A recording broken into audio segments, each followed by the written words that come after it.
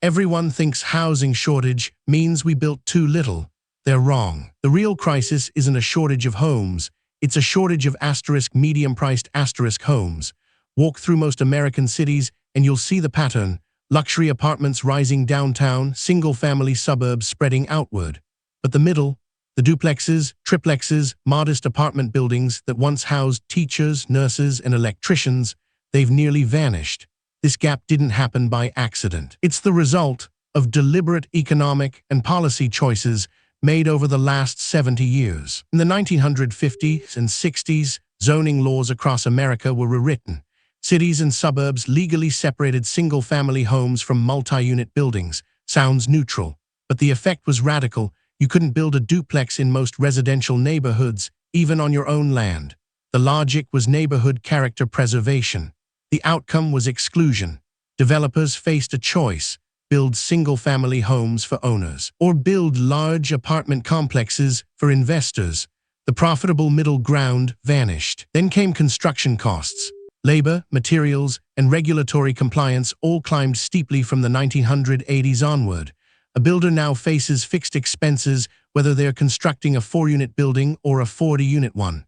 The math pushes them towards scale: build bigger, spread costs across more units, improve margins. Smaller projects became economically irrational. The market was restructured to reward size. Land value amplified this squeeze.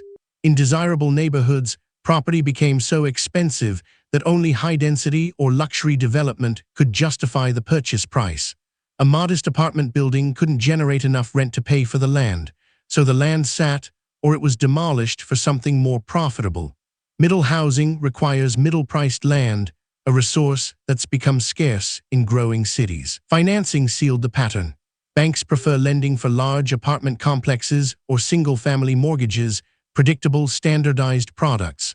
A small multifamily building, lenders saw it as riskier, harder to appraise, harder to resell. Developers couldn't access capital easily for these projects. Capital flowed toward the extremes, luxury and suburban. The middle was starved of funding. What's the result? Young professionals, service workers, and mid-career earners can't find affordable housing in growing cities.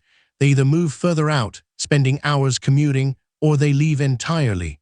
Cities lose workforce diversity. Neighborhoods become economically stratified. The missing middle isn't just about housing supply. It's about who can afford to live where and what kind of communities we're actually building. Some cities are beginning to recognize this. Minneapolis eliminated single-family zoning citywide.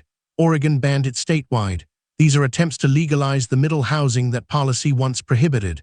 But zoning reform alone won't rebuild what decades of economic incentives dismantled. Construction costs remain high. Land remains expensive. Financing still favors scale. The missing middle won't return overnight. Understanding how we got here is the first step toward asking whether we want to live differently. This video is for educational and informational purposes only and is not financial advice. Always do your own research. Subscribe to explore the forces reshaping where we live. New deep dives on urban economics every week. This video is for educational and informational purposes only and is not financial advice. Always do your own research.